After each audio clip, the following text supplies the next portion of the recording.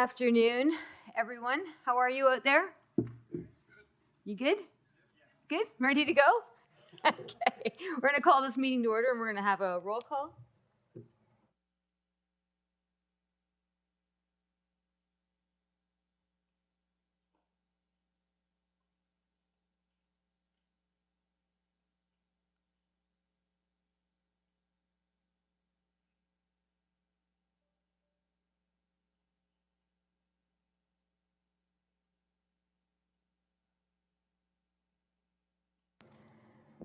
Okay.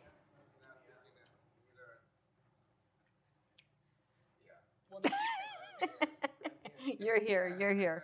Gotcha. Gotcha. I think we have one online. Councillor Garrett is online, I believe. Huh? And, oh yeah, and Mayor Schumer, right. Is there any declaration of pecuniary interest? Okay. I need a motion to adopt the minutes of, sorry, thank you. Commissioner Brenner and Commissioner Anderson. Any questions on the minutes? All in favor? Thank you. And General Manager Holmes, the floor is yours. Thank you.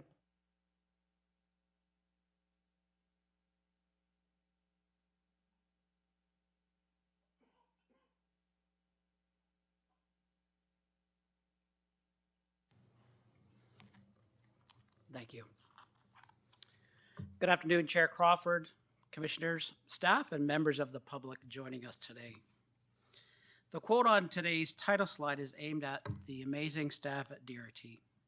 It's a quote from Steve Jobs and reads, "If you want to make everyone happy, don't be a leader, sell ice cream." I can say personally that I have a deep affection, or my wife might say affliction, for a great handmade gelato, but that's another story. Your staff throughout DRT demonstrate leadership daily, and they're from the daily service that we deliver to the design, scheduling, implementation of various service changes as we experienced in January. DRT staff are very sensitive to the impact service changes can have on individuals, particularly when DRT is required to optimize the network. Optimization has unfortunately been too common in public transit across this country. More to share on the January service change, as I expect some of you may as well. But I do want to take this opportunity to acknowledge the many leaders across DRT who are committed to their work and to public service, even when they know their decisions won't make everyone happy. Next slide, please. The December metrics are summarized in the GM information report, so I'm going to focus on our 2023 performance metrics. Except for on-time performance and basically a break even with our service availability last year, other key metrics exceeded our targets. A 25% improvement in the preventable collision rate, a 28% improvement in scheduled ridership, and monthly levels that exceeded pre-pandemic levels throughout the fall.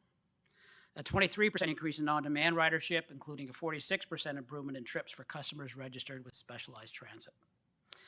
Ridership has recovered about a year and a half earlier than expected following the pandemic, which is great news. If you recall, we weren't projecting full ridership until towards the end of 2025. At the same time, customer demand for transit now exceeds DRT capacity. As you likely heard Monday, the One Fare program is scheduled to launch February 26th, and it will save customers money when connecting between the TTC and neighboring transit agencies. Customers will no longer be required to pay a double fare when transferring between DRT and the TTC when using a valid Presto product. The Ministry of Transportation through Metrolinx will reimburse DRT or TTC and the other 905 agencies their foregone fare revenue. Cash, limited number of DRT tickets that we still issue through social services organizations, and Presto e-tickets are not included in the One Fare program. I'll have a couple slides coming up which will provide a little more information about how the program will actually work on the street. I'm also very pleased to share that the service model transition project is now complete. All scheduled services are now delivered by DRT staff, and all on-demand services delivered by a third-party vendor, Voyago. So the next two slides are some examples of what the customer journey is going to look like in the on-demand world, in the One Fare program world. Each example is applicable to trips using either scheduled or on-demand services when connecting to either a TTC bus or to Wheel-Trans. So both are treated the same. We've been working with our partners for quite a while on this, and as evidenced by the fare rate that you'll see for DRT, the current DRT fare rate for a single Presto ride is $3.35 and not $3.25 as included in these slides. Here you see an example of a specialized transit trip starting on DRT with a customer transferring to Wheel-Trans. The adult fare is paid using a Presto ePurse, mobile wallet, or open payment. And today the customer would be required to pay $3.35 when they board DRT, and then they'll pay another $3.30 when they board Wheel-Trans. The transfer window is 2 hours from the time that they tap onto the Wheel-Trans vehicle. Through the One Fare program, the customer will still pay DRT $3.35, but they will not be charged a fare when tapping on Wheel-Trans. The Presto will record the transfer as a $0 fare, and the TTC will be reimbursed $3.30 by the Ministry of Transportation. The transfer, however, will remain from the initial tap on the DRT vehicle. Where their trip starts on the TTC, the customer will pay $3.30 TTC fare, and they won't pay a fare to DRT, but we will be reimbursed our $3.35 by the MTO. On this slide is an example where an adult pass is used, an adult monthly pass. Again, you'll see the customer will board the DRT bus and then transfer to TTC. And again, they're using a DRT monthly pass that would be on their Presto card. Today, the customer pays no dollars when they get on our bus because they have the monthly pass, and they pay $3.30 when they board the TTC bus. The transfer window is 2 hours from the time they board TTC. Through the One Fare program, the customer will not be charged a fare when they're tapping on TTC, and TTC will be reimbursed for their foregone fare revenue. Same in reverse, when the trip starts on the TTC, the customer will pay them $3.30 when they board, and when they transfer to DRT, they will not pay a fare because they already have our monthly pass. It's not shown here, but the process is similar for three-way trips using DRT, the GO train, and TTC, subway, for example, at Union Station. So DRT's existing co-fare program with Metrolinx and GO service applies when the customer transfers to the GO train. And with the new One Fare program, when they transfer to the subway at Union Station, they would not pay a TTC fare. TTC will be reimbursed that from the Ministry of Transportation. So in all, it's a very positive process for enhancing travel across the GTHA, removing that double fare, and as the province indicated, customers may save up to $1,600 a year.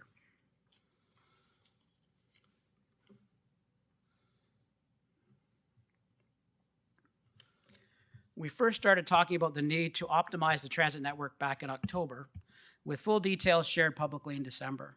It's not news to anyone here that throughout the fall of 2023, DRT was experiencing capacity and reliability pressures on weekdays and weekends due to record level ridership and continued delays due to higher loading and increased traffic congestion. In fact, DRT recorded its lowest on-time performance in November since we started measuring that parameter. DRT optimized the network by restructuring routes, suspending some services on lowest performing routes, adding new or replacement services, and reducing some route frequencies. As discussed last fall, the optimization of the network was implemented to ensure a sustainable service plan. Throughout the process, DRT adhered to the established service guidelines, which include deployment, ridership productivity, frequency and span of service, vehicle capacity, and service proximity, otherwise referred to as walking distances to a bus stop.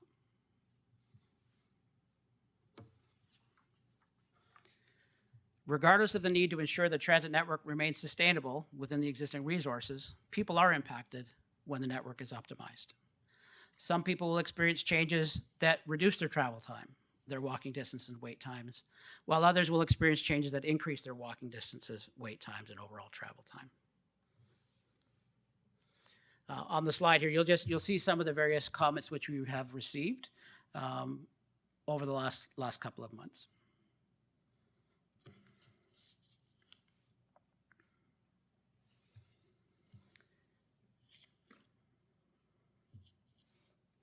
Sorry, I went too far, too early.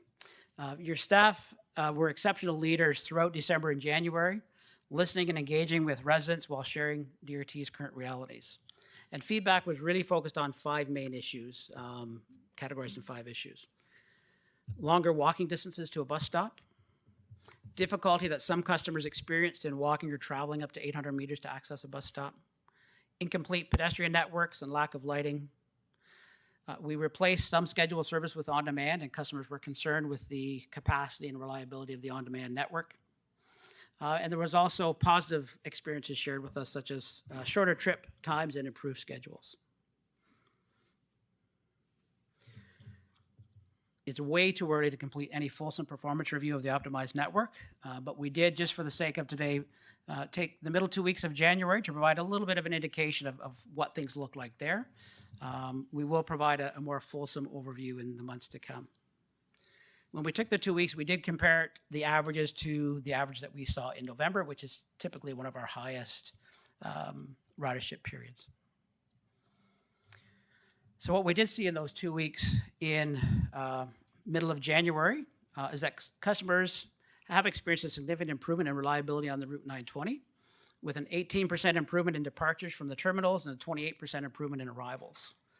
Other cross-regional routes experienced up to a 5% improvement in reliability.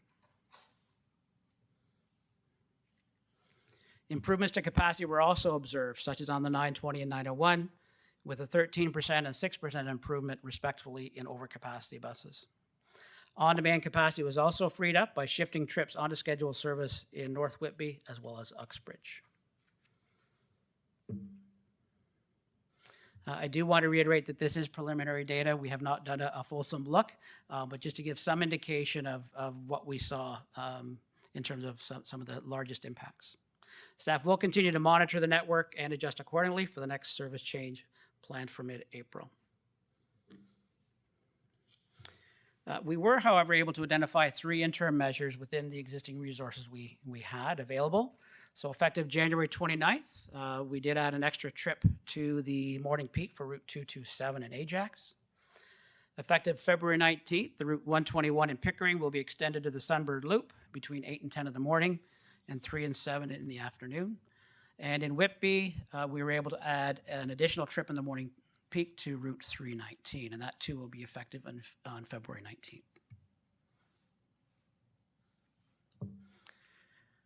I just want to close by indicating that when demands exceed resources, the service must adapt quickly. The transit network and services in Durham are dynamic and adjust to our current realities, be that a pandemic or other factors that place extraordinary pressures on the network.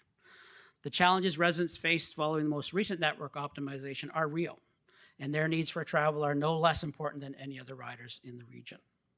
As previously mentioned, the objective of network optimization was and is to sustain the network within available resources and service guidelines, providing the greatest benefit to the greatest number of riders possible. In closing, the region and DRT are aware of the need to advance public transit across Durham. We have a strategy to expand the transit network, improve reliability and frequencies, and improve access. The 10-year strategy includes unprecedented investments into revenue services and transit infrastructure, including electrification of the fleet. And I want to thank you today for listening to the presentation, and we're more than welcome to take any questions that you may have. Thank you. I have a speaker's list. Commissioner Brenner. Very much, Madam Chair. Through you to the General Manager. Bill, I'm going to focus right now only on your presentation, and certainly when the actual report comes up, which is 2024 DRT-01, I'll have further questions. So the questions that I have currently are about the presentation you just had. I noticed that on page 8, you identified feedback, and you identified a lot of positive feedback. And I'm not suggesting that, that everything is negative. Mm-hmm. However, what I didn't see was the magnitude of feedback that I know has come in from many, many residents across the region, and very specifically from the city of Pickering residents that are missing. And I'm not suggesting that that was done deliberately, but I know for a fact that that I probably drove you crazy with email after email after email. I was averaging, I don't know how many per day. But I don't see any of them, any of the comments that were documented comments from residents that were impacted. And while you identify performance and only interim performance, what's not there are some of the feedback of how the lives have changed for many, many users of DRT that can't get to work anymore, can't get to school anymore, can't get to post-secondary institutions anymore, and they're very frustrated. So I point that out because I think it's important that that piece is missing. The other piece I notice is that that you talk about again in the presentation on the on-demand and how the on-demand is really tied to the new service delivery model. But once again, there's issues that are related to on-demand that in order to qualify for on-demand, you now have to fit into the new service model, meaning that those that maybe had on-demand that provide an important gap between changes in specialized services really can't access it without being in a situation where they have to get to a bus stop that is a barrier to them. Commissioner Brenner, do you have a question? So the question is, can you elaborate on some of the other feedback that you received from not just myself, but from community that's missing in the presentation? Can you talk a little bit about that and some of the steps that you may be looking at implementing? You have touched on Sunbird Trail, I appreciate that, but can you elaborate further on those other areas, in particular the on-demand and also the concerns from residents that did send feedback? Gladly, thank you. And through the chair, we did try to capture, again, many of the comments were of similar nature, and we tried to categorize those into the 4 categories of the walking distances farther. Some people are challenged to get to a stop because of various factors.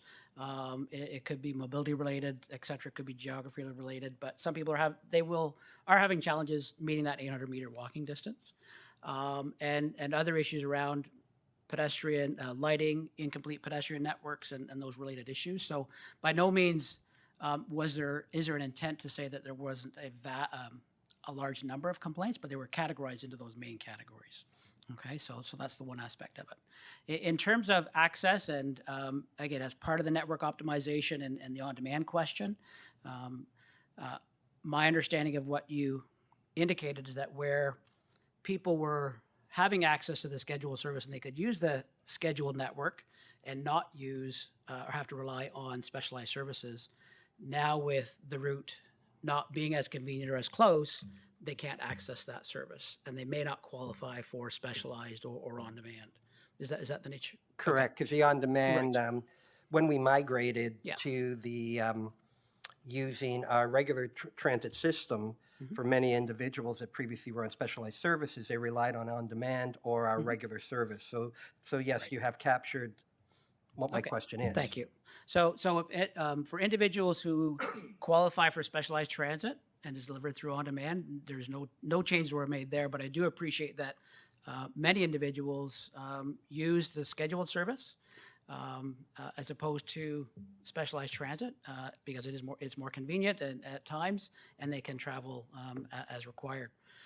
The challenge that we would have, and Nicole, if you can supplement here from a transit planning perspective, is that we don't necessarily know of individuals or individual residences and what the limitations are, and that's not how we plan the network. And we do understand, and we tried to indicate that there are impacts to people because of that. However, our focus is, again, at this point in time, through the optimization and the service guidelines, is to serve the needs of the most possible, given the resources that we have, and that's what happened. So in terms of the impacts to individuals within an individual residence or the challenge they may have, we recognize that those are real, but in planning the scheduled network and within the resources we have, we look at that broadest coverage possible for the most individuals possible. Bill, would you be able to also elaborate, and again, part of the slide presentation, consultations and engagement process. In the presentation, doesn't talk about the engagement. Can you clarify the type of engagement that may have taken place? Did you engage any of the lower tier municipalities? Did you engage any of the accessibility advisory committees that are representative right across the region and mandated? Did you engage the Durham Regional Accessibility Advisory Committee as well? Any of those groups, were they part of an engagement prior to arriving on what you presented today?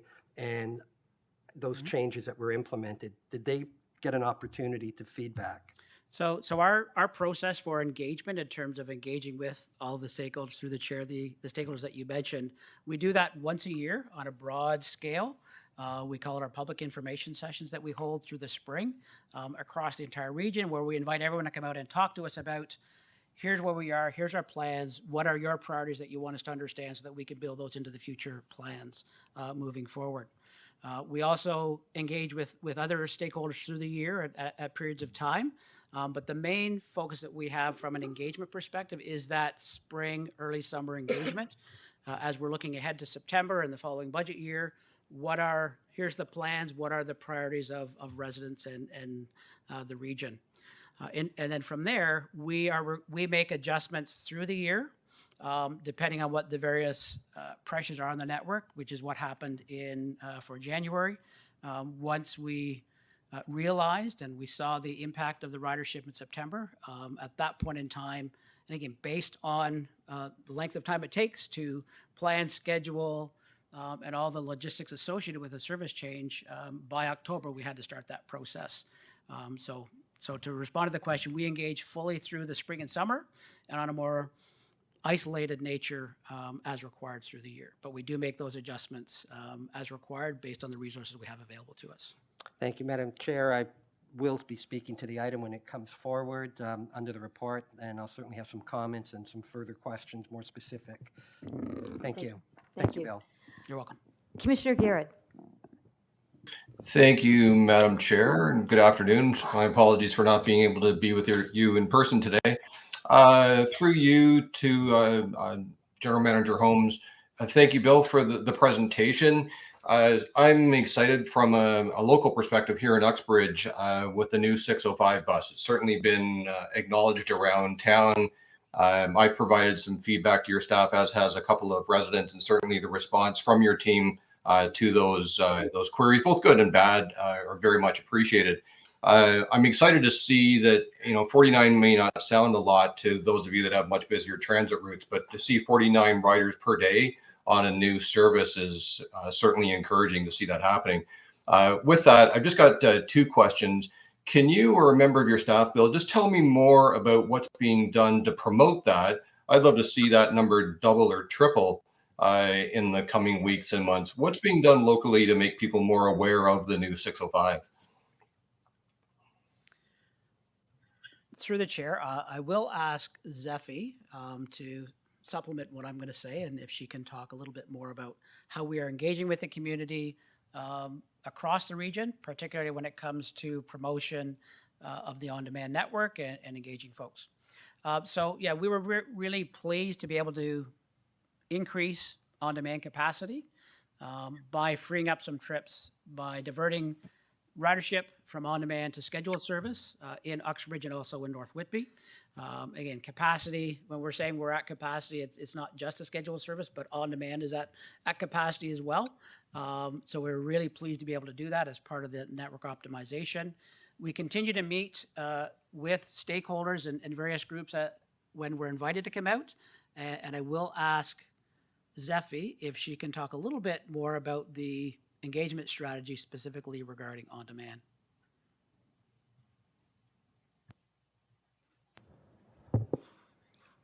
Thank you, Bill. Through the chair, we have had specific Get Moving with on-demand sessions in Uxbridge, as well as we have promoted and shared the information through our contacts at the Uxbridge Town Office. We provided a short informative article that could be shared in upcoming newsletters, as well as the drafts of social media that could be shared via the Uxbridge channels as well. So we stay connected that way. We have a PIC, Public Information Center, planned in Uxbridge in the month of, in spring, in the month of March. And finally, we have an Uxbridge local area transit plan engagement for the spring as well. Terrific. Okay, thanks, Effie. And Bill, certainly encourage you to do as much of that as we can. I think we're able to help on social media, both from the township and through mine and some of the other counselors, reaching out. Not everybody's on socials, of course, so sharing in our local paper might broaden some awareness as well, especially those in some of the hamlets and so on. I'd also encourage you to reach out into the high school. Given that the route design included very, very close to the high school, which was a good move on your part, making sure that they're aware of it, help those that need to get home or get to jobs in the south end, that'd be helpful as well. So I encourage to hear that's coming. Just encourage you to look beyond what is now more like readily available social media, but use some of the traditional things. Even the local radio station would appreciate leveraging them as well.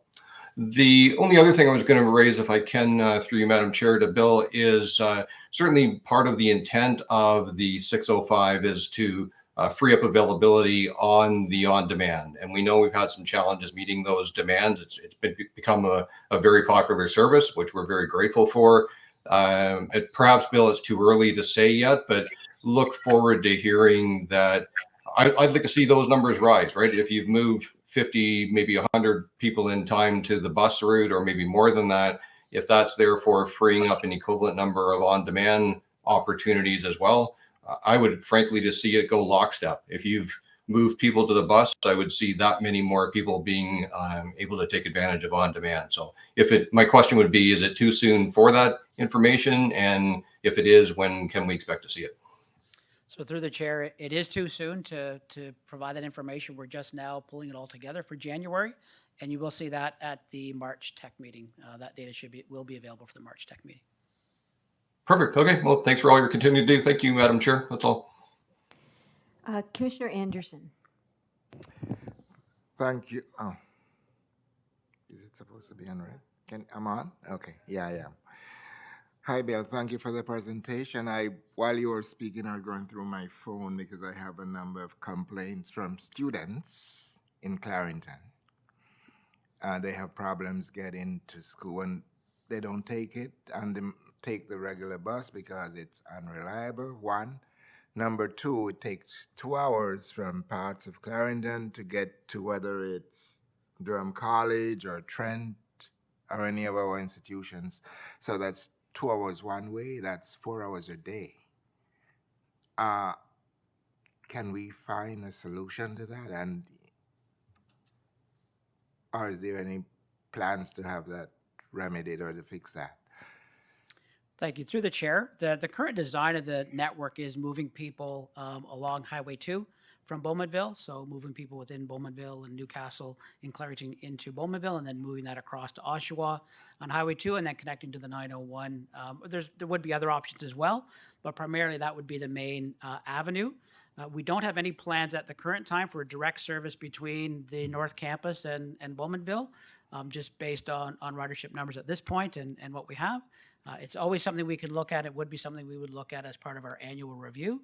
But at this point in time, based on capacity that exists within the 902, at this point, that's the option we have in terms of getting people from areas of Clarington to the north of Oshawa.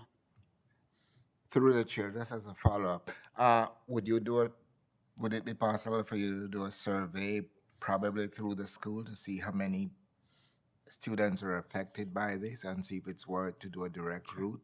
I'm sure there are a number of students that are in Clarendon that goes to these institutions. Is there a better way of doing a survey rather than put something up on a website as a survey to find out if there's a way to capture these kids and make sure they get to an institution on time? I believe 4 hours a day is unreasonable. You could go to Toronto twice and back twice in that space of time.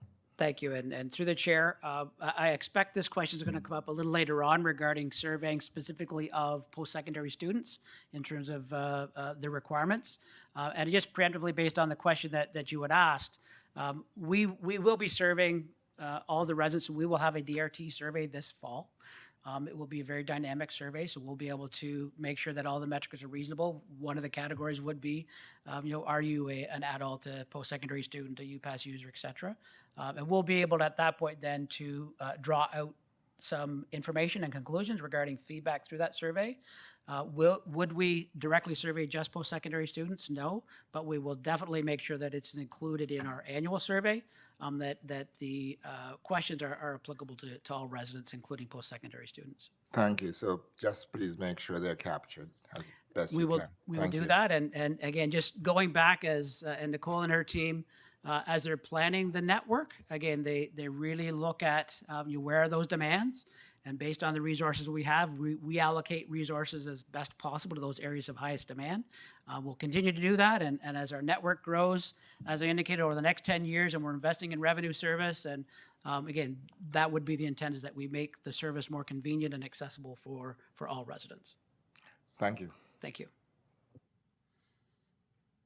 That is all I have for the speakers list, so thank you very much. Thank you. Our next presentation is Chris Hornberg. Thank you.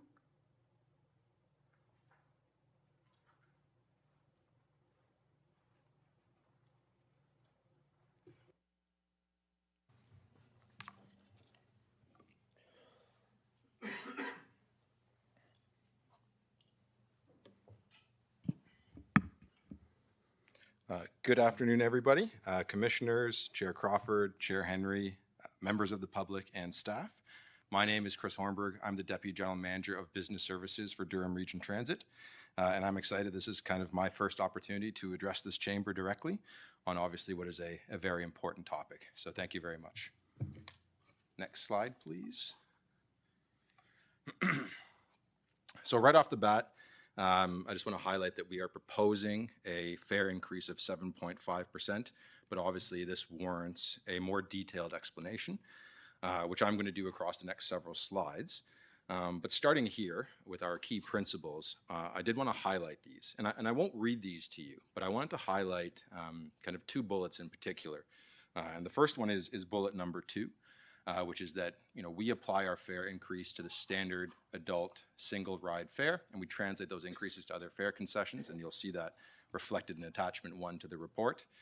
And then the last bullet I want to highlight is the last one, which is that we are always considering the sustainability of our discounted fare programs. And so you're going to see that in our increases, again, when I talk about that in the next couple of slides. Next slide, please. So with that, as I mentioned, we are proposing a 7.5% increase on the base fare. That is on the non-cash base fare, and that represents a 25-cent increase. In terms of the revenue for DRT, this works out to be just under $1 million for this year, as the fare is proposed for July 1st, or $1.9 million over the course of a full year, which is obviously directly linked or tied to our service delivery ability.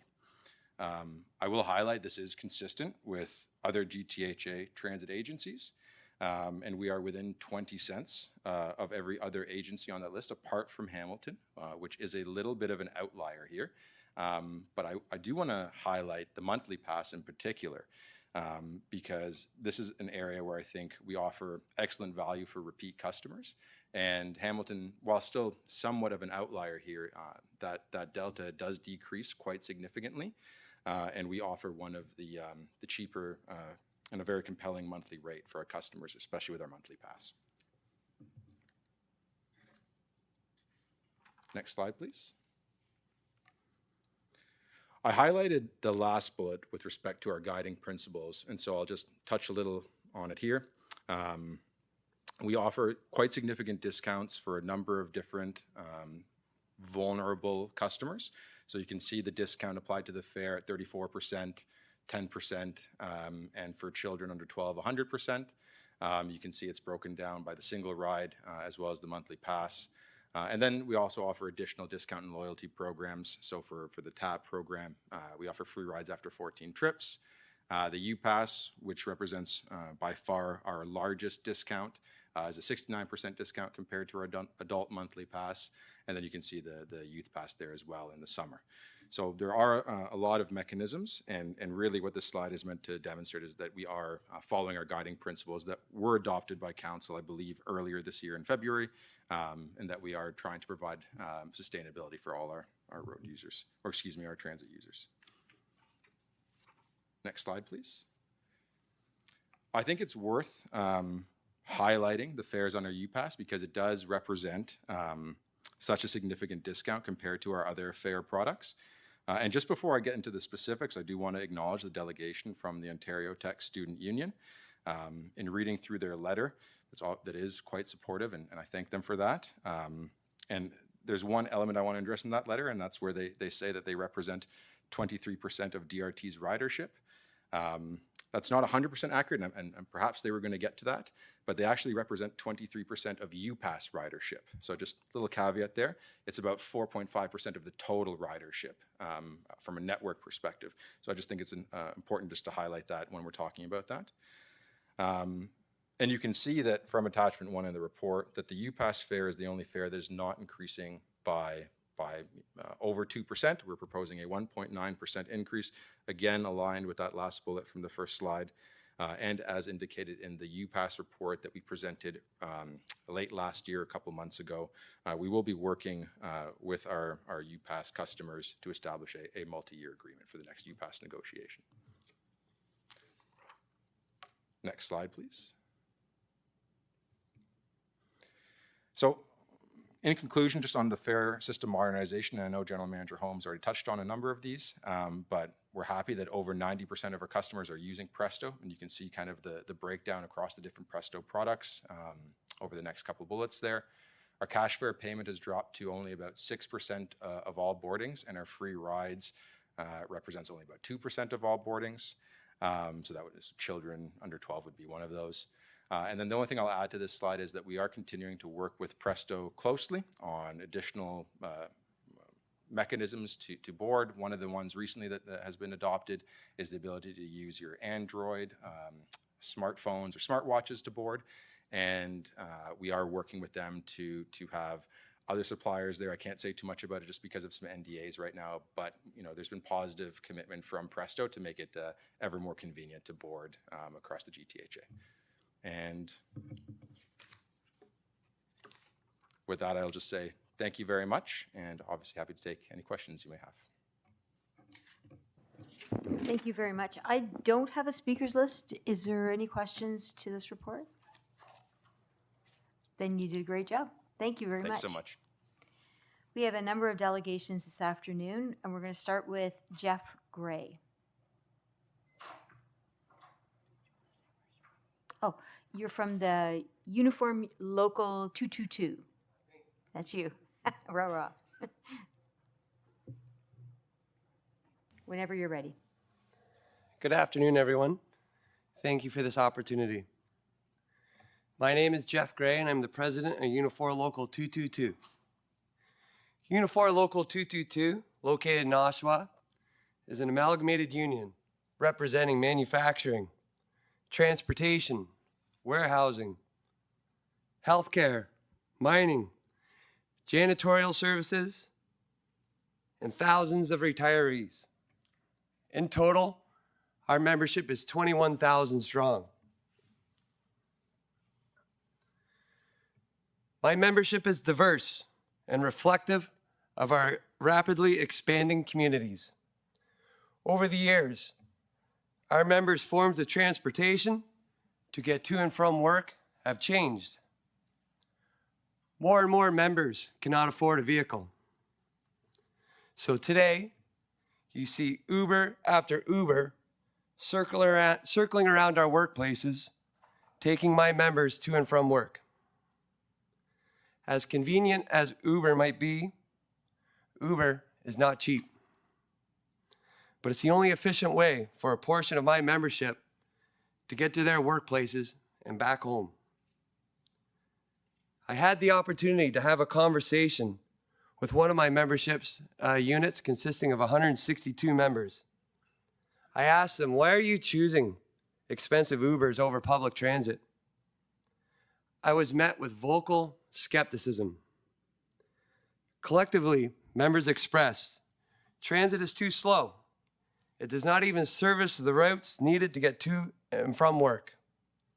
Public transit is simply not an option. I stand before you right now to relay this message. This budget is an opportunity not to put a Band-Aid on our regional transit system, but rather, this is a moment we can make a difference.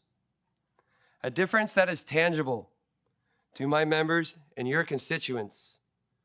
We have to physically see our tax dollars at work and to see our daily lives more manageable. Invest in transit now. Any delay is unacceptable to the residents of Durham Region. In solidarity. Thank you. Do you have a question? Commissioner Roy. There we go. Thank you very much for your presentation. I'm curious about the Uber to work. Yep. And the locations that you're talking about, is this primarily, like, is it of the full 27,000 you said? We have 21,000 plus. So is this strictly with the with transit employees, or is this all that you're alluding to? This is all my employees. I would say the epicenter of this would be General Motors Oshawa, which inside General Motors Oshawa, we have TFT, Android, Robinsons, Securitas, units inside General Motors. That's over 6,000 members, along with the GM membership. Lear Oshawa, Pilkington Glass, and a couple others that are nearby Kerr Industries. They're the ones that are being the most affected. Okay. And can, with this information, this has been shared also with through to the leadership within DRT as well too. That the Yeah, we've concerns had were- these conversations. Okay. Thank you. Thank you. Commissioner Brenner. Thank you very much, Madam Chair. Through you to the delegation, first, thank you so much for being so involved and being so caring, not just about your members, but also everyone across Durham Region. I did want to focus on when you were concluding and you talked about the messaging that you were hearing from your members that are not taking transit, but in fact relying on Uber, and some of the feedback you had was too slow, not possible, and I forget what the third one was. Can't read my own writing. But Doesn't service the routes sometimes. exactly. So those 3 points. You have a good relationship with your drivers, and I see many that are here today. Have you had any feedback from what your drivers are hearing from their passengers, and how does that compare to what your drivers are communicating about the impacts that they are feeling? Can you elaborate on what they're hearing from their customers? And they're really the ambassadors that are out there front line. Through the chair, is that right? So, thank you for the question. I would rely on Chairperson Ian Sinnott, who is here with us Fair today, enough. to answer that question. He talks to the drivers on a daily basis, and my relationship with Ian is we see each other almost on a daily basis. So he would be able to better answer that question. I guess Ian gets to be ready for the question then, and I'll Yep. certainly defer that to the next delegation. Thank you, Madam Chair. I should have, sorry, I did not use your proper title. You're the president I am. of Unicore. Sorry, I apologize for that. Thank you. Commissioner Kerr. Thank you, Chair Crawford, and thank you, Jeff, for being here today. I'm really under the weather today, so I didn't want to come into council and risk spreading the wealth, as they say. I'm really curious as to the volume of members, employees related in industries that are concentrated in the GM area. And I'm really interested to know how many of your members would be arriving there via transit and Uber. I'm trying to get a hand. The reason why I'm asking, I'm trying to get a handle on you know, we have dedicated routes that go to Durham College, Ontario Tech, and there's a dedicated line there because of the volume of people going there. GM people come from all over. Is there a route that you could see that would service more members than now, that members would gladly step on a Durham Region Transit bus and get to work? Or are they so disparate that the only way they can get there is Uber? I'm just trying to get a handle, first of all, on how many members take some form of transit besides a personal vehicle to get there? And is there a foreseeable route that would service your members that they would gladly step on that bus and get to where they need to go at General Motors? Do I say through the chair again? Okay, through the chair. Okay. So like I said earlier when I was speaking, our membership is a real reflection of our communities, and our communities have become very diverse in the last few years. And my membership, like I say, they cannot afford vehicles, a lot of them. And they're coming from, I would say, north end Oshawa down to the south end of Oshawa towards General Motors. Very simple routes. And you'd be surprised how many of them live within 5 kilometers of General Motors and still take an Uber to one of these workplaces. And the worst part about Uber is the surge charge in the morning. Uber understands that this is an opportunity to make money, so it's even more expensive than normal.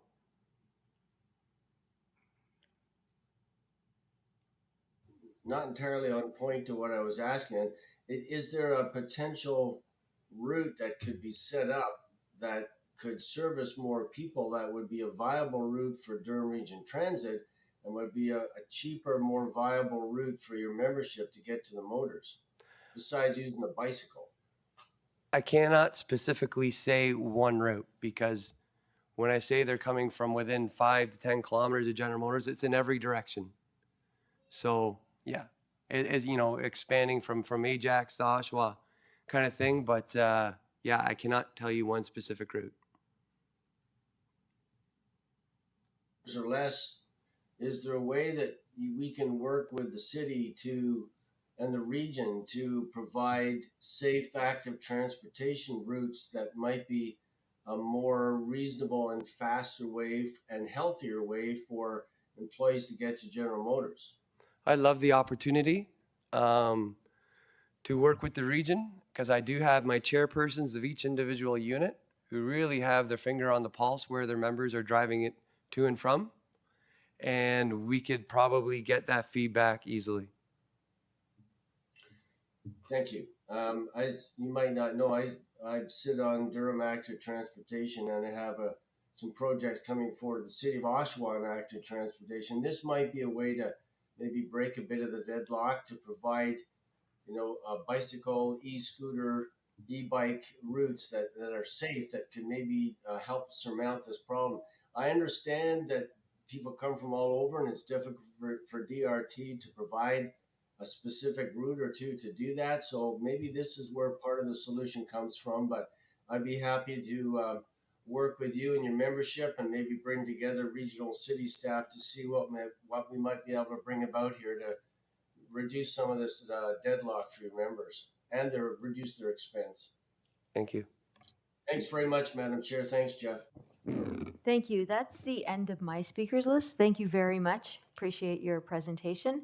Next, I have Ian Sennett, Chair of the Unifor Local 222.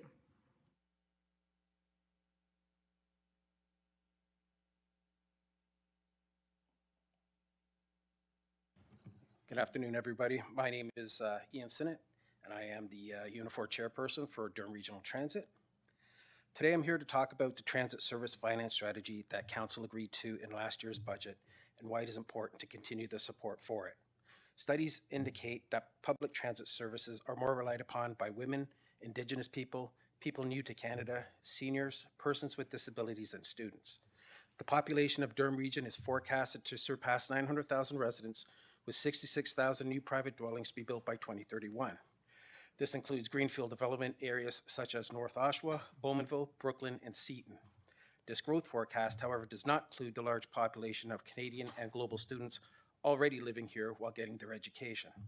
Since the pandemic, there is a rapid growing number of commuters who live within the region and from other surrounding municipalities that now rely heavily on Durham Transit as part of their daily commute to get to and from work and school. This rapid growth in ridership is forcing Durham Transit to leave behind record numbers of people on our major routing system, which are the 900 series routes. As well, transit cannot provide service to new growth areas without taking away from established areas that are also growing in need of increased services. And another area that will further put strain on transit resources is the expansion of the GO station along the Lakeshore GO East extension through Durham. Durham Transit employees, who are also doing their best to service the public with pride, are feeling additional strains in their jobs. Transit operators are regularly dealing with overcrowded buses, having to bypass members of the public because their buses are full, and running behind schedule, making the public late to their destinations. Our mechanics and service staff struggle to keep up with services on buses as demand on the fleet grows, and our office staff, due to increased ridership, is having difficulty keeping up with the increased inquiries related to transit services. These added pressures are having an impact on our members' mental health, quality of life at work, and quality of life at home. There is a report issued by the Toronto Board of Trade called Next Stop Building Universal Transit Access. It outlines a strategy for building a globally competitive transit system throughout the Toronto region. The report recommends a launch of region-wide 10-minute frequency throughout the Toronto region as a standard on all major routes, ensuring equitable access to jobs, education, and other opportunities. Durham Region Transit's major routing service, the 900 series route, to date only achieved on average between 15 to 30-minute frequency. Durham Transit, in key transit metrics related to the amount of transit service available to residents, is ranked last compared to our nearest transit comparators. The Canadian Urban Transit Association 2019's data has Durham Region's municipal contribution per capita at $80, compared to our closest comparators, Mississauga, which is at $131, Brampton $110, Waterloo Region $132, and $99 for Hamilton. Durham Region Transit is also ranked last in hours per capita at 0.86 compared to 2.0 in Mississauga and Brampton, 1.7 in Waterloo Region, and 1.6 in Hamilton. The transit service and finance strategy that Council endorsed last year for Durham Region Transit had an increase in revenue service hours of 127%, adding approximately 650,000 new revenue service hours, supporting a 106% increase in ridership to 22.9 million by 2032, which would also put our per capita at 1.4. However, due to the strong job growth, investments in educational institutions, and a new growth in residential areas, ridership is already exceeding this forecasted growth by upwards of 15%. The extra funding through the transit service and finance strategy was going to support service for new greenfield developments, as well as increasing the 900 series frequency to 15 minutes or better, including high frequency service across the transit network at 10 minutes or better, and all local services at 15 minutes or better during peak times. With the remainder of service growth going towards rural service expansion, congestion impacts, social equity initiatives, and deployment of the GO Train Lakeshore East Extension. The region has made service excellence a key priority of their core business plan. However, to provide service excellence, you need to invest in a transit system that can support that goal, which today Durham Transit cannot do. Other cities and municipalities around Durham Region, by properly investing in the growth of their transits, have positioned themselves well for economic growth and investment. And if Durham wants to be part of that growth, they too will need to properly invest in their transit.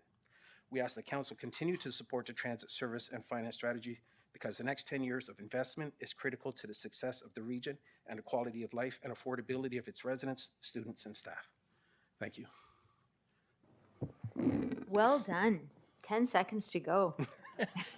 I was trying not to race, but I knew there was a lot. You're racing there at the end. I was trying. I knew I was tight. Don't breathe, whatever you do. Commissioner Brenner. Thank you very much, Chair. Through you to our delegation. And Ian, thank you. You probably heard the question that I asked premature of your president. So I'm going to redirect it to you, but just, give you a little bit of my thoughts for that question. I see your members as the ambassadors. Yes.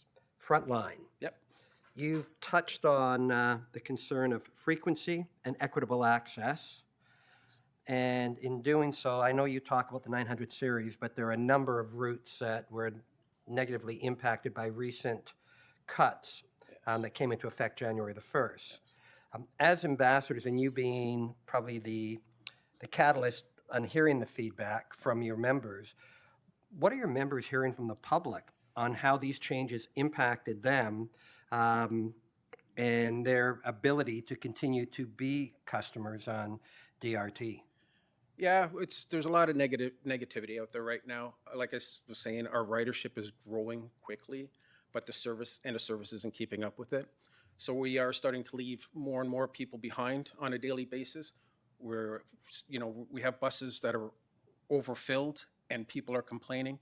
We are taking service away from established areas that do have ridership to put into newer areas that also need service because their ridership is growing as well. We're caught in a bit of a catch-22 the way things are right now because it's good that the service is needed and required by the public, and that's good to see, and to see that the population that's taking transit is growing. But if we don't have the resources to keep up with that growth, we're just going to fail. Can you also elaborate a little bit? You talked about the CUDA research that was done in their report on the funding model. Yeah. And you identified Durham Region at the $80 per capita cost versus the other GTHA municipalities, which was somewhat higher. Right. Can you clarify a little bit more about what your research of that report says and where you feel that Durham could be or should be?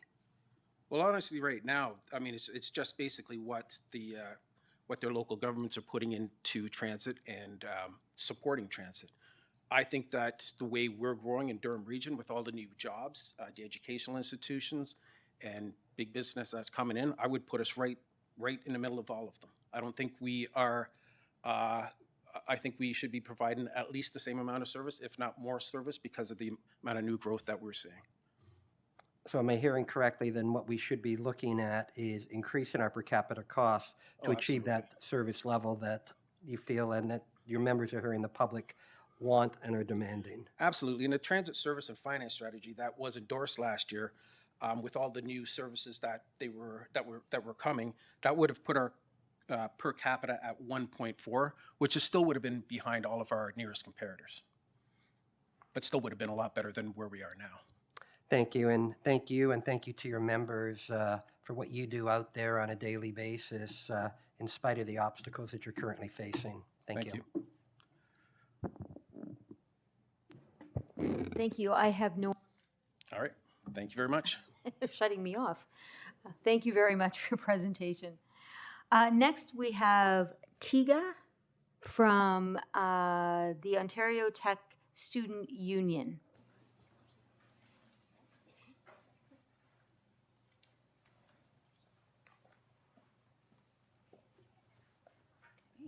Thank you.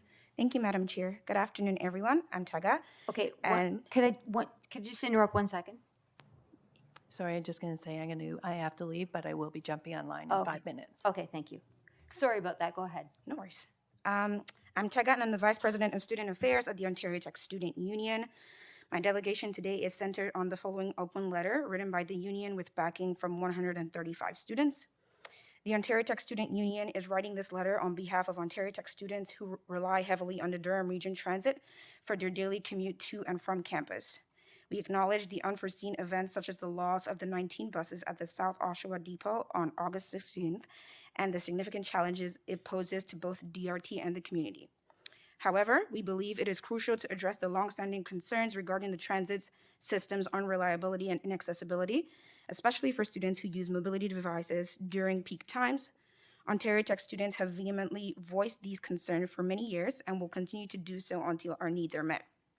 The OTSU commends the DRT for its recent effort to collect student feedback in the coming weeks. We could recognize this as a positive step toward understanding the diverse needs of your users, particularly Ontario Tech students, who constitute approximately, with your correction, 4.5% of DRT's ridership. But notwithstanding, we do acknowledge that this 23% is a significant portion of the ridership in total of all the students, all the post-secondary users of the DRT. And each one of us at Ontario Tech specifically pay $150 every semester. In light of the persistent feedback and concerns from the student body, the OTSU strongly urges the DRT to continue hosting sessions once a semester to gather and address feedback from Ontario Tech students. We also propose using the insights gained from these sessions as a foundation to conduct a post-secondary student survey early this fall. And I'm also acknowledging what General Manager Bill Holmes said about not wanting to conduct a specific survey for post-secondary students. And while we have been in constant conversation about hosting this survey for months now, and I understand like the DRT's feedback about not wanting to do a specific one for post-secondary students because other groups would also require like a survey. But the problem with that reasoning is that we have specific concerns that are unique to our population, and it is difficult to address those with just a general survey. We also hope that this survey would be used to address student concerns regarding reliability and accessibility in meaningful and effective ways, such as increasing the frequency of buses during peak periods. We also urge the Transit Executive Committee to support and encourage the DRT in their endeavors to address student issues with the transit system. Collaborative efforts between the TEC and the DRT are vital in ensuring a comprehensive approach to identifying and resolving concerns now and in the future. We appreciate the attention you give to this matter and believe that by working together, we can create positive changes that will enhance the overall experience of Ontario Tech students who rely on the DRT for their daily transportation needs. Thank you for your time and consideration. Sincerely, the Ontario Tech Student Union, and also signed by the aforementioned 135 students from Ontario Tech. Thank you. Questions to the delegation? Commissioner Brenner. Thank you very much. Thank you, Tega, for your presentation and all the work that you and your team do with the students providing advocacy. I want to pick up on one of the comments that you made and that's the term inaccessibility, which was one of the concerns that the students have identified. Can you elaborate a little bit further on what you're hearing and what the students are saying in terms of a lack of accessibility to the transit system? Yes, of course. Thank you. So the inaccessibility goes in two ways. The first one is the physical one, especially for students who need mobility devices. During peak times when the bus is packed to the brim and there's people even standing on the back, on the top platform, students who have mobility devices are not even able to find space to be able to situate themselves on the bus. That's the one part. And the second part, apart from like the physical part, for people who need mobility devices, we're talking about students even being able to get on said bus when it is packed to the brim. So there's that challenge for people who are trying to get on the bus in the first place with it being full. And then there's that physical inaccessibility for people who need mobility devices on the bus. Have you had any feedback since the implementation of the service cuts that took place January the 1st, 2024, by the students and how they've been impacted? We haven't had specific feedback on the DRT service levels for January, but when we're talking about persistent feedback, negative feedback, we are talking about months from now or years from now of like the conversations that we've had with students. We have feedback specifically from the service levels from last semester for the fall semester. So in advance of the January implementation of the service cuts, I guess what I'm hearing you say that you didn't have a heads up, there was no discussion or consultation with you or anything like that, correct? We did have a conversation with the DRT in October, November last year, but for this service cut that happened, there was no conversation directly with the OTSU from the DRT. Thank you very much. Thank you. Commissioner Anderson. Thank you, and thank you for your presentation, Tia. You mentioned the service is not reliable. Is it being late or the bus isn't showing up? Can you expand on that for me a bit? Yes, that would be specifically about the timing. Sometimes students are waiting for a bus 5, 10, 15, 30. And because certain buses, they come like with an interval of 30 minutes. If they're missing that 30-minute bus, it can take the next 15, 45. And it's especially concerning during the colder months and for people who are taking the bus late in the evening after like their evening classes. Yeah, I can see how that's problematic. You have time constraint to get into classes, etc. I don't know. I'm sure management is making a note of that. And another question about surveys. Is it feasible for you to conduct your own survey? We did conduct a survey on transit reliability last year, 2 years ago, actually. We Okay. conducted one 2 years ago, the ending of 2 years ago, around like November, December, and we did present like our findings to the Transit Executive Committee. With that feedback, though, there wasn't much that was done with the feedback, and so I think it might be a thing of the reason why we specifically keep asking the DRT to do the survey is that maybe with their own data, they're able to see the problems that we have been presenting, like on behalf of students, instead of us with our own data presenting that to them, because it might seem that we might be skewing the data and in our favor when that is not the case. I understand. Can you specifically do one on ridership? On ridership, yes, we can look into that. Okay.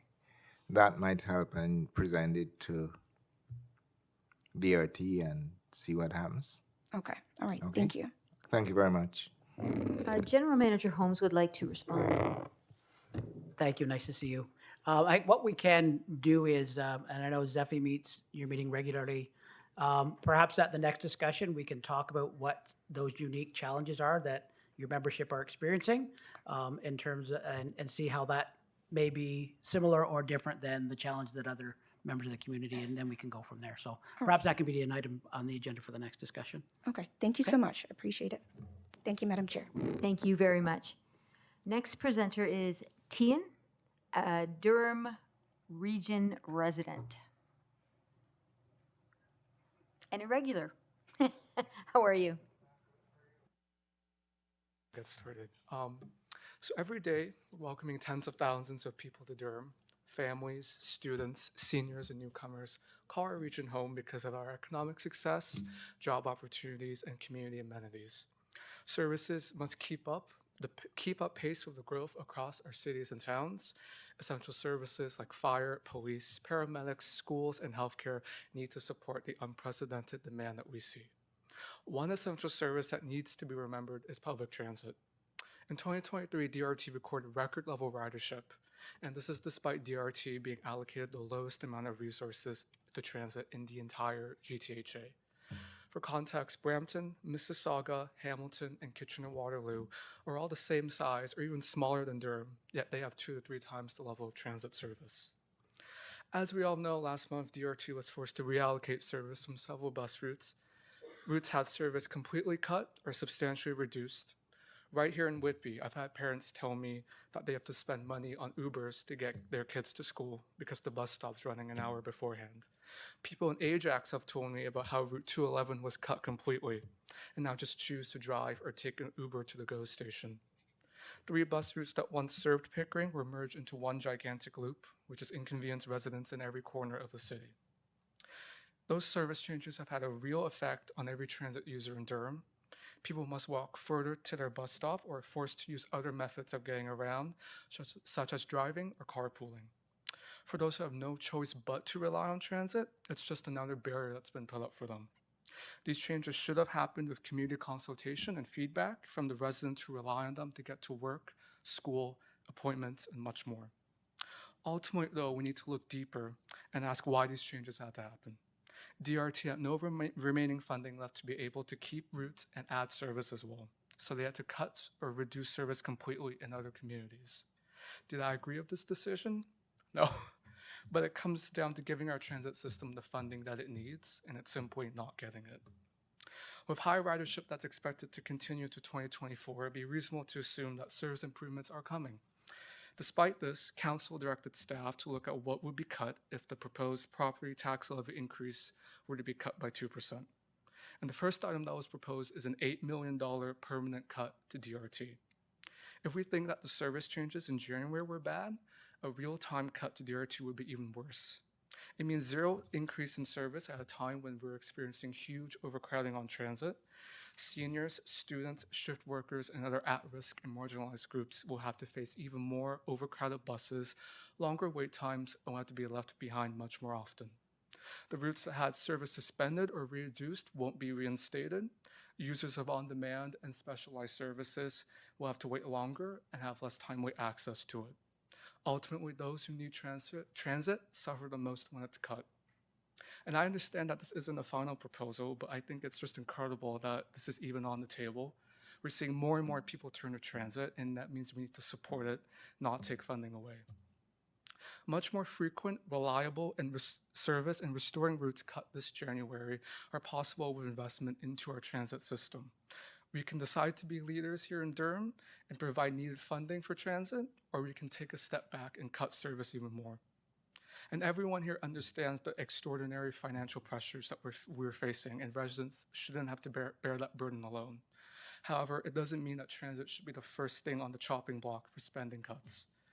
I've started a petition to raise awareness about this issue, and it's received over 1,000 signatures.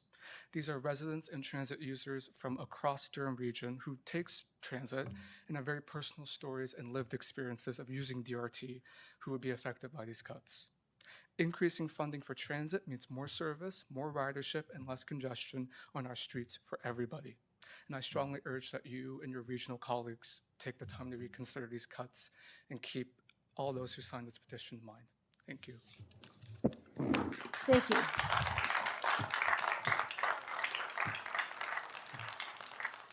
I think we all agree that you're either in the transit business or you're not. You can't be in, or it's either in or out. And the only way to stay in is to fund it. Yeah. Absolutely.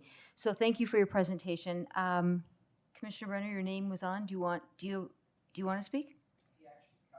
Okay, perfect. Okay, great presentation. I don't see any other hands, so thank you very much. And and now we have Lorraine Hodge, Pickering resident. Thank you for coming.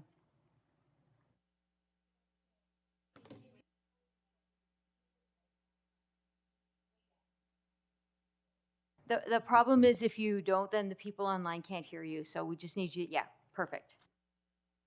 My name is Lorraine Hogg, and I've resided in South Pickering since 1985. I've seen many changes in Pickering, but improvement to transit has never been one of them. In fact, each round of upgrades seemed to result in fewer services being available to residents, especially if they live north and south of Highway 2. Pickering has grown substantially since I moved here. Current population is about 110,000, with growth predictions citing a population of 150,000 by 2036 and 185,000 by 2041. I've addressed transit issues with members of council these past few years, especially Councillor Brenner. I've also corresponded with DRT personnel. My latest correspondence chain got me a response from Bradley Fisher, stating that, quote unquote, "We sincerely regret that service for residents in areas where adjustments have been implemented may be less convenient than in previous years and require different travel patterns to desired destinations." That particular message came across as dismissive, to say the least. Touching on that, it's common for people in subdivisions to have to walk over a kilometer to access transit on main roads. That's a long wait for people who may be older. South Pickering has many seniors, have mobility or medical issues, or perhaps trying to travel with young kids in tow, as just a few examples. I also cited the difficulties walking into or out of a subdivision in the dark or inclement weather. The sidewalks are often not properly maintained and the lighting can be poor. As a woman walking alone, this makes me uncomfortable. And I have friends who discourage me from going out on winter evenings in particular because of these issues. I miss events that I would attend because I choose to put safety first. I put together a couple of examples for you using Google Maps, since I think more people would use that as opposed to the DRT site. For my first example, I used a 7 p.m. arrival time, since that's the time a council meeting would take place. My other examples are for 11 a.m. arrival time, a time when one would go shopping or to meet up with a friend. So example 1, for me to go from home to City Hall. It's an 18-minute walk to Sandy Beach and Bailey, which is 1.3 kilometers. I would travel 5 stops on the 917 to Glenana southbound and cross the street to City Hall.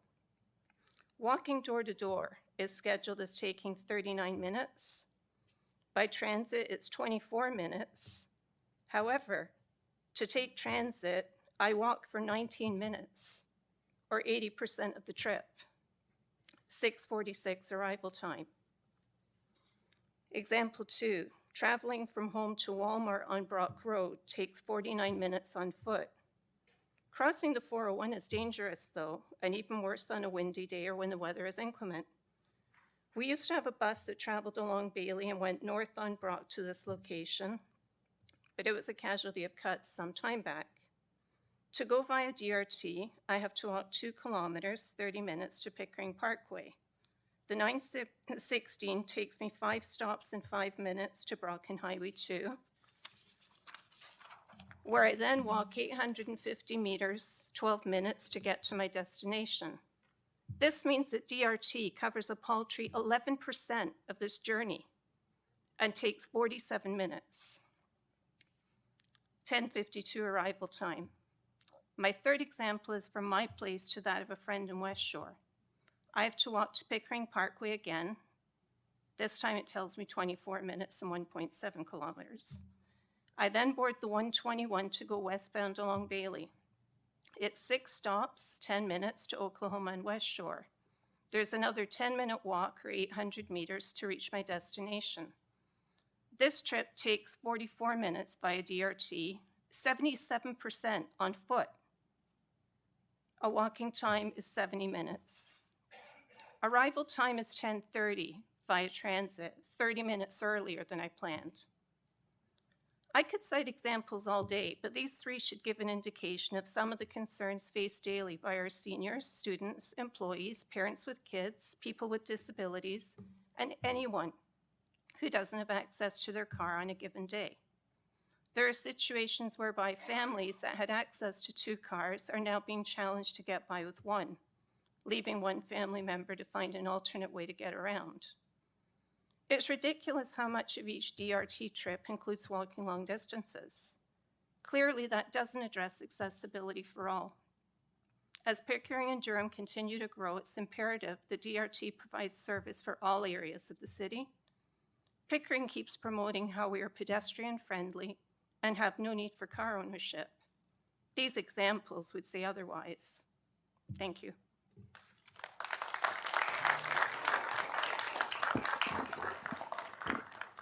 Thank you for your presentation. Are there any questions to this presenter? I don't see any. Thank you very much. You covered it well. Thanks.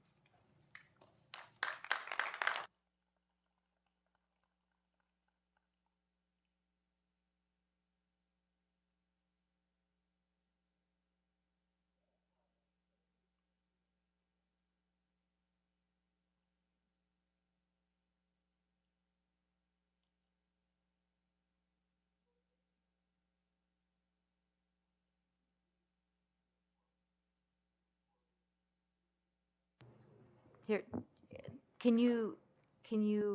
we haven't even got to the report.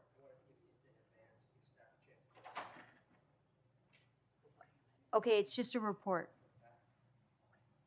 Okay. Okay. Okay, so that ends our delegations. We're on to reports. Can I have a motion to move all 3 reports?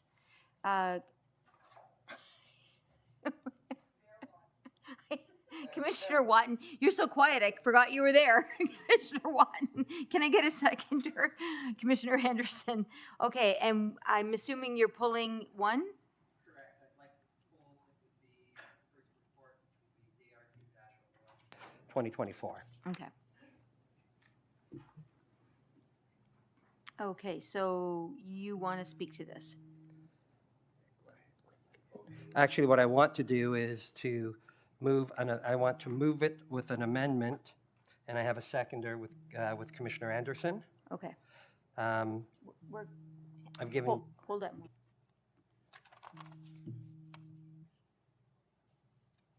I've been told it's not an amendment, it's a referral with direction. So you correct, can, that's, you so it's can, going to be a referral with direction. So rather than Okay. moving what's on the floor, I want to do a referral with direction, and then I'd be happy to speak to it. okay, 1 second. I believe on a referral, I can date, time. Okay, so what we're going to do is we're going to vote on the remaining two, so 7.2 and 7.3. If there's no questions on those, can I get a all in favor? Okay, great. Okay, great, thank you. And now we're going to report 1. Okay, now you can talk. Thank you very much, Madam Chair. Put on the floor, refer back to staff to prepare a plan to reintroduce some or all of the service reductions implemented January the 1st, 2024, and report back no later than the March. I guess I'll ask staff a realistic time frame before I put the timeline. I think the general manager knows where I'm heading with this, to deal with this speedily, to get some of the services back. So what's a reasonable timeline for you to prepare an alternate report back? So through the chair, we are in the middle of budget preparations now, where we're looking at the 2024 service plan and taking all of those facts into consideration. We're always at the direction of tech, and I would just add that depending on the outcome from the budget discussions, if we were to reverse the changes that were made today for March, it would mean we'd be back where we were previously, with many people being left behind on many of the core routes and continued degradation of the network. I would suggest that this is a discussion perhaps that may be appropriate at the March meeting, where we will be presenting our budget and relative service plan at that point in time. See, what I'm looking at is that in preparation of the budget, I'm certainly not looking at preparing the budget with less money. I'm looking at going back to the original, which I'm looking for the report that in fact will identify, and if as was originally in what the 2% reduction impacts would be. So I am very clearly, if this passed, looking at to have a plan ready to go into debate where necessary when we get to the budget discussion with the council, so that the Durham Regional Transit holds firm that this is not an area that we can afford to cut. It's as serious as when we dealt with the guidelines for Durham Regional Police Services. It's a core service, it's necessary, and it's a core service that we believe, and as General Manager is aware, there was resolutions from the Accessibility Advisory Committee from the City of Pickering. There's, I understand, one coming very soon from the City of Oshawa, their Accessibility Committee, and I'm sure many others, that these cuts, while not intended, have a serious concern under the Ontario Human Rights Code, as well as the Accessibility of Ontario. So I'm looking at sending it back with clear direction so that we hold firm and we do not bend and we do not bow to a reduction of, so I'm looking at getting the money to reverse these route So let me reductions, just, very simply. so this report, there's no action to it. This report is to receive for information. So you're asking an action on a report that doesn't have an action on it. So, But I believe I it's mean, in, I if you believe want it's to in make, order. Yep. you can make a motion, and not that I disagree, I'm just saying you can make a motion anytime, but I'm not sure that it's about directing this report. I think what you're saying is that the TAC team needs to have concrete information and facts going into budget time so that we are able to defend transit, correct? That is correct. That is what you're looking Yeah. at. I mean, I've looked at the reason why referring it back is that, you're right, the report is missing. The report is information. But that's what the I'm looking report is for. Well, but an information report, for example, when we have correspondence here at Durham Region, we can receive for information, then we can take the information and give direction. So basically, I'm taking this information report, which I've read through, and I'm sure that every colleague on our executive committee has, Yeah. and certainly the people that are here today, and to take that report and to actually say, well, thank you for the report, but here's some direction that we feel is necessary. So in a sense, we're probably supporting the general manager and his team to be able to flex some muscles when it comes to getting it back to us at the region when we wear a different hat. Yeah, So- your content isn't being questioned. It's just the process in which it's happening that we're trying to wrap our heads around. That's all. The content is not. Would you want to talk? How about you talk? You talk. What I would suggest could be, so if you want to still receive the report for information, and then we'll have, and further that, staff be directed to prepare a plan, and that be. Which was a what part I was B. initially proposing, and I Right, so agree. it doesn't need to be. No, referred back. exactly, and that way it avoids having to do another motion, another business, and it's focused on the report. And I think, and I hope, it does give the support to our general manager and team to flex the same kind of muscles that Durham Regional Police Services flexed, and it made a difference at the region. And I think we can make a difference as an executive to support the leadership of Durham Regional Transit. Yeah, unless Bill has anything further, but yeah, so right now, if. Of course. Just a motion to recess for 5 minutes? I need a motion to recess. Commissioner Watton, Commissioner Anderson, all in favor? I don't want to lose. Thank you. Quorum.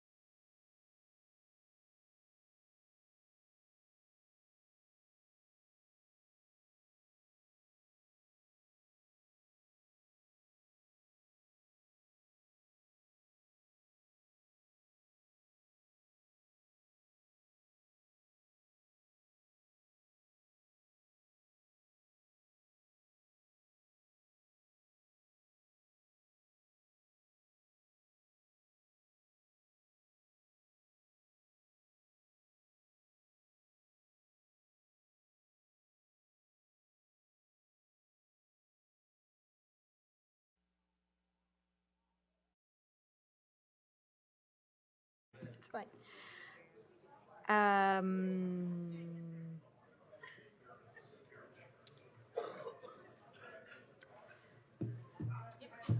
I have, thank you very much for your patience. We just needed to figure out what we were doing here.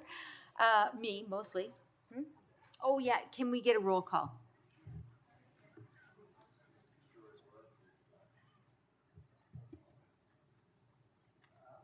Wait, my button went off. My button went off.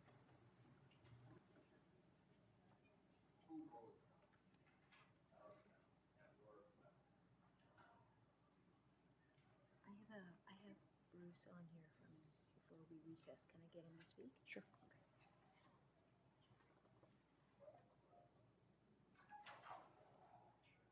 You good for things?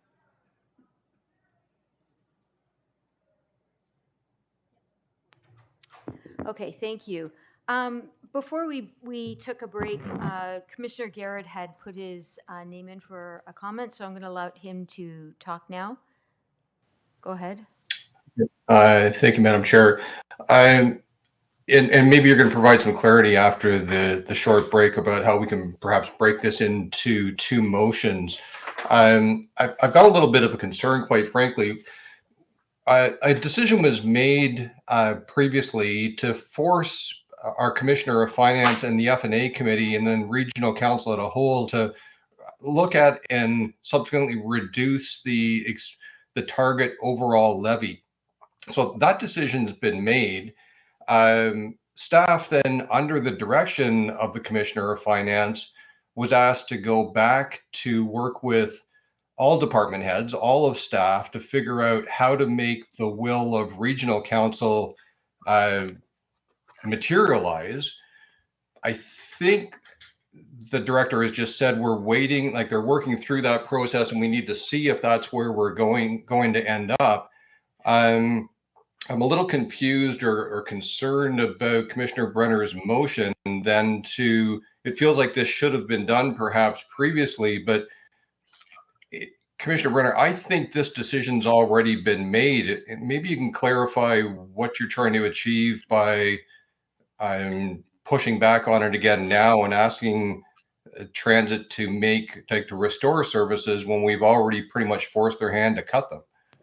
If I might suggest, Commissioner of Finance is online. Would it be all right if we had her jump in right now and talk? So, Commissioner Nancy, could you put your, there we go. Are you there? You have a mic. You're good. Thank you. So in response to Councillor Garrett or Commissioner Garrett's question, there is an approved guideline that staff have been directed to meet. So our mission to come back in March will be to bring a budget that complies with that guideline. So that being said, each committee will also receive their committee budgets, including this committee, and always have the opportunity to make an alternate recommendation to Finance and Admin, because what happens is the report that comes to this committee will be your support or not for the budget, and then your resolution gets directed to Finance and Admin. So at the time when the budget report comes to this committee, if they wish to make changes, I'll say carefully, they're not the decision-making authority, but they can forward recommendations to Finance and Admin, and then subject to whether Finance and Admin agrees or not, it can also be raised on the floor of Council. So staff will comply with the direction we've been given, which is the guideline that's been set, and then the committees will have to wrestle with the implications of that, and Finance and Admin will receive those recommendations and they will be challenged to sort out across the entirety of the regional services where they will fall with respect to any changes recommended by the various committees. Okay, so I appreciate that. Thank you, Commissioner. This feels a lot like the Public Works discussion that took place some weeks ago, where they wanted to make their position felt on and have their voice heard. And then there was quite a bit of debate on how to go about doing that. before we vote on the amendment or the second motion that's being here, I'm just trying to get clear on whether that's asking transit to come back with recommendations to restore the services. I'm just struggling here with what's the chicken and what's the egg on whether or not that's necessary or whether we should wait. Like, I think this committee can push back at council or towards FNA, which I also sit on, so I can push back on myself, but to be able to say, is it necessary to have an assessment of the complete restoration of all services? I'm just not seeing the point. So if I may, the suggestion that I might make to this committee is that the staff be requested to report back as part of this committee's budget discussions, the cost of reinstating the lost service from the January optimization without reducing the positive changes that were made, so that the committee at least knows what is that dollar value. And then that can then be, the entirety of that would be discussed at the time of that, of that report to tech. And then their feelings would be forwarded then to finance and admin.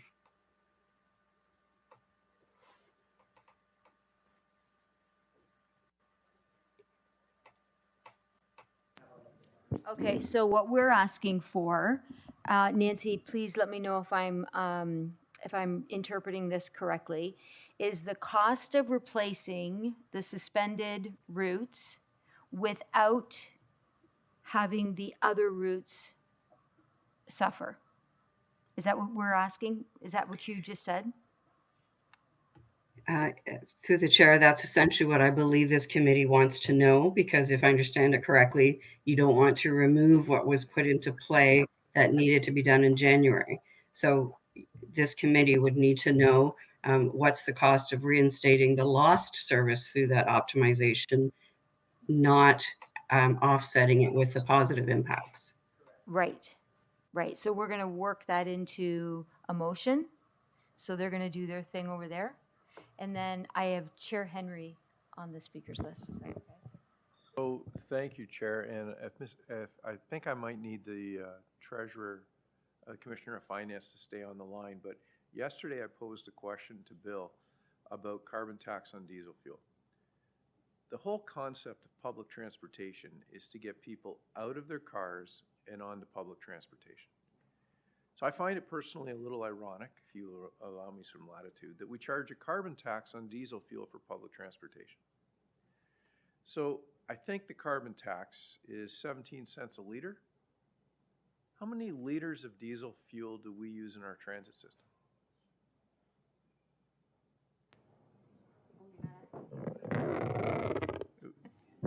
I'm going to ask James, our DGM of maintenance, if he has that number offhand. If not, we will make sure to provide it right after the meeting. I thank you for that question, Chair. We'll have to get you back because it changes rapidly when it comes to those pieces. But we are talking a significant number when it comes to that liter, even on a daily basis. So I'm going to suggest it's well in the millions.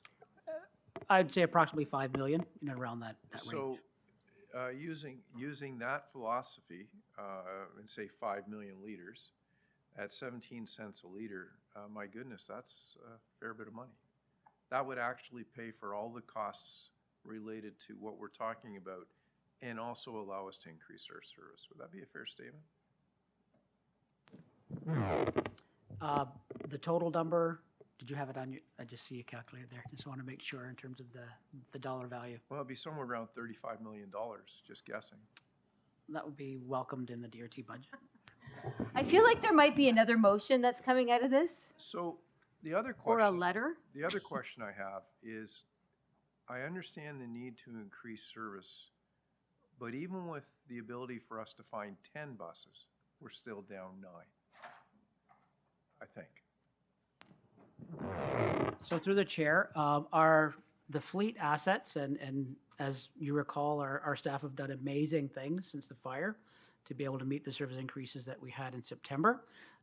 We have some in and out, so we have some buses from TTC, which will be leaving soon, and we have lease buses coming. The 19 fire bus replacements are coming early summer. We have other ISIP buses, so fleet is not an issue. There is a timing, so with any increase in budget, we do have to hire the additional people, train them, so it does take us a little bit of time. So in 2024, any delay would be related to the staffing and not the fleet.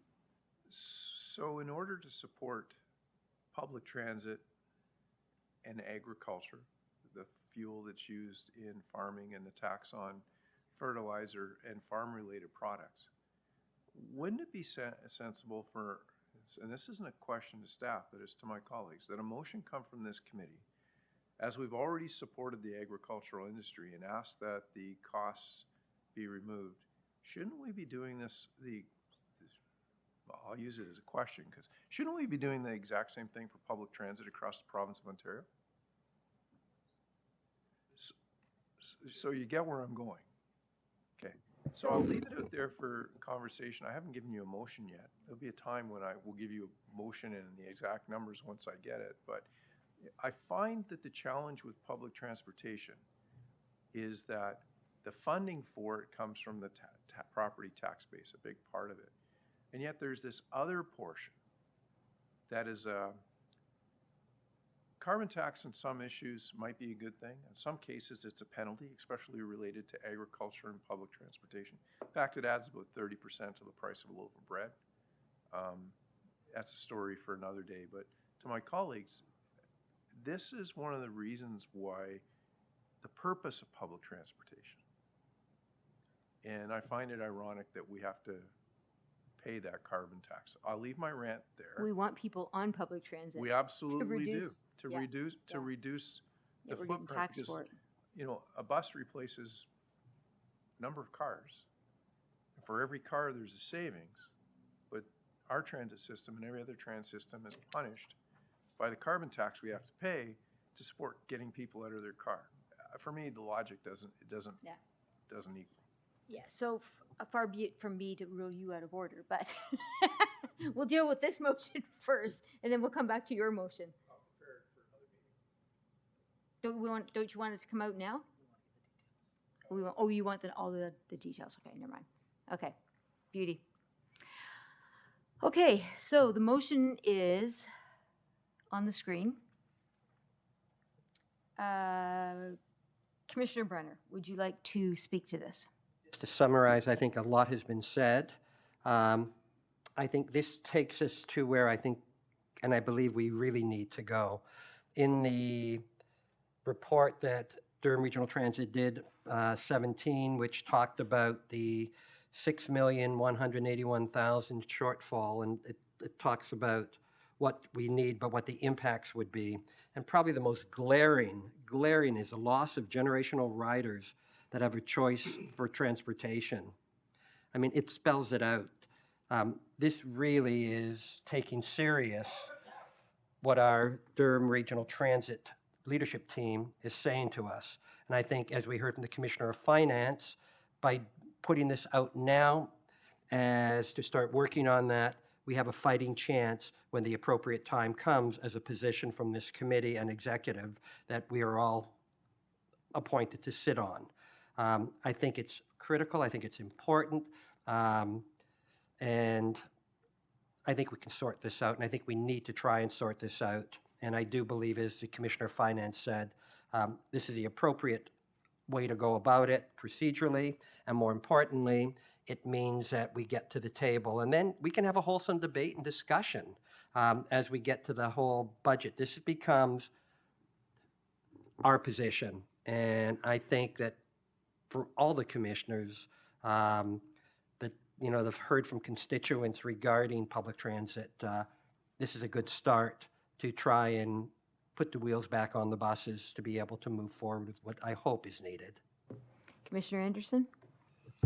Thank you, Commissioner Brenner. You have articulated that quite well. It's now is not a time to be cutting public transit. We are one of the fastest growing region in the entire in Ontario, if not the entire country. we should be probably enhancing our public transportation system if we are being progressive. So, I think maybe budgetarily it's the easiest thing to cut. So let's just cut transit because there's no pushback to it. I think that's where all of this stems from. So I wouldn't support a cut in transit. I would rather see an increase in our transit budget, to be quite honest, and I'll fight for that. General Manager Holmes? Thank you. And through the chair, I just want to clarify that there have been no cuts to transit. There's no contemplated cuts to transit. It's been a reallocation of resources. So yeah, I just want to make sure. I we're know, clear. but that's a nuance that we Understood. Understood. Yeah. Understood. Yeah, well, to me it's a cut. It's maybe a neat way of putting it, but it is. Call it for what it is. As for, so maybe to avoid the carbon tax, maybe we should speed up our process of getting electric buses. And that would eliminate the issue of, but it pays for itself over time, I am sure, more than. And through the chair, does we that. have our 10-year strategy, which includes 127% increase revenue service and electrification of the fleet. As finance iterated, it will take a commitment, not only from the region of Durham, but also from other levels of government to secure the necessary funding. But completely agree that the quicker we can accelerate alternative fuels from carbon-based fuels, the better we'll be off. And you know what? If we modernize our transit system, if we eliminate the unreliability of it, people will take it. So maybe but to do that, it costs money. But maybe we should be now is the time we should be investing in transit rather than cutting, to be quite honest. It's kind of foolhardy, or reallocating it, if that's a term you want to use. Thank you. Commissioner Garrett? Thank you, Madam Chair. Just because General Manager Holmes made the reference and there hasn't been cuts, can I just ask a question? This might be towards the Commissioner of Finance, actually. That council as a whole had made a commitment of 2% of the levy being assigned to transit, which was a quantum leap forward supporting transit. Is that still in place? And if so, is this second part of this resolution even necessary?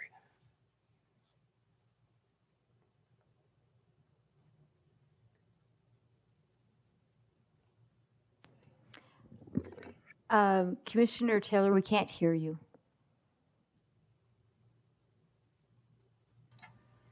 There we go. Is that better? Yep, that's better. Thanks. Okay. So with the guideline portion of 5% being allocated for the broad regional services, the 2.5 set aside for DRPS, at this point, we are still working through all of those numbers, but we are trying hard to maximize as much as we can relating to that original 2% goal for transit, but we won't be successful in getting the whole 2% based on what we're working on right now. But we are trying to make sure that the focus and priority for transit remains. So there's certainly, we are certainly looking at a significant goal towards that too, but we won't be at this point. I don't foresee that we'll be actually able to deliver on that too. Okay, thank you. And that's kind of what I expected. So, and Madam Chair, maybe through you to Commissioner Brenner, is the intent of this second part of the motion, despite what the Commissioner of Finance is saying, is to push that number back up to 2%? Is that really what we're trying to achieve here? Madam Chair, the wording actually was wording that the commissioner actually assisted what's on the screen.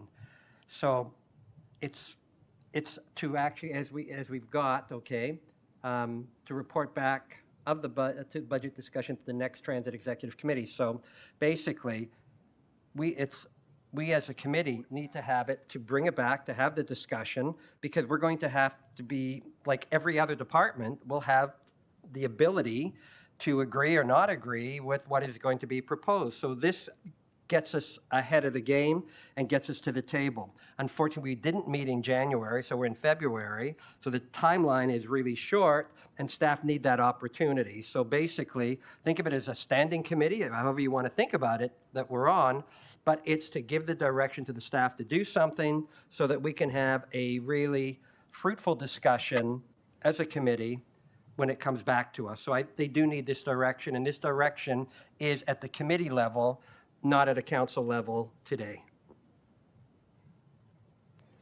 Anything further? So my last question then is just, I'm just looking at my calendar. So my last question then would be to General Manager Holmes regarding the next transit meeting is March the 6th. So you've got a month to get it to us before we have, and I think Commissioner Taylor has said we've got an F&A meeting before that, and I think, Nancy, you said we're voting on the budget in March. Was that not it? So if I may, through the chair, what will happen with this resolution is that the budget submission that comes to DRTs, to this tech committee in the first tech committee in March, will include the information here of a dollar value. So then at that point, when the tech budget report is before this committee, they can choose, they would have the data to choose to request an amendment. All of that would go then through to the Finance and Admin Committee in March for consideration.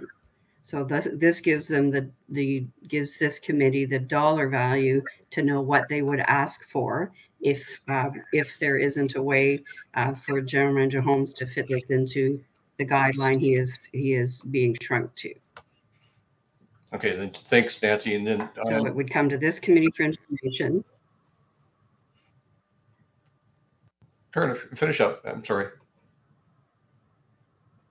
Sorry, so I was just going to conclude. They would come to this committee. This committee may or may not choose to do something with it as an amendment to the budget report that this committee sees, and then that will then go to F&A for discussion. Okay, and then just the other half of my final question was to Bill. Is it reasonable to have you turn this around and have the report back in a month?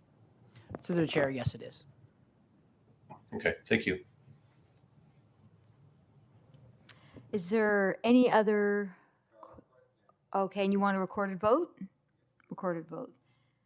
So we have a recorded vote.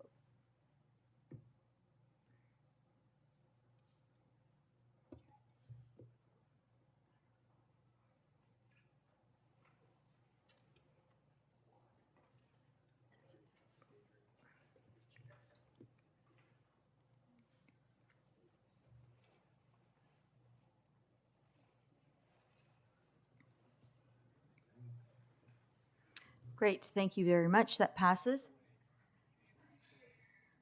Okay.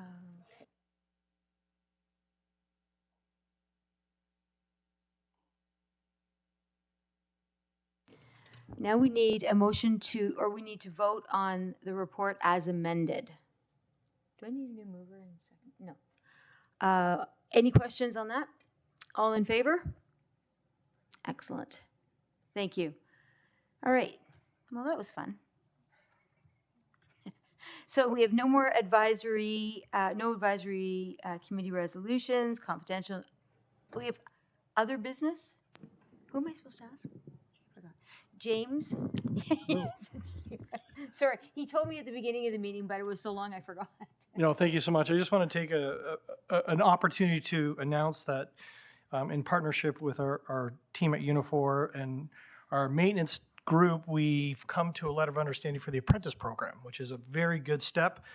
I have to say, developing and putting into place an apprentice program, Ian, you'll attest, is not easy in the sense understanding the complexity of how the colleges work and the skills pieces work and how it's changed over time with those ones. It was a really fulsome and really engaging conversation that we've had with Ian Sinnott, Ray Kiltek, Andrew Wilson, And I'm very proud of it because I think the experience that the apprentices that will be coming on will be a really good journey when it comes to coaches and mentors and being exposed to some really, really high caliber mechanics, supervisors, and managers that will help guide them through the process, of which will be a very long and hopefully joyous tenure at Durham Region Transit.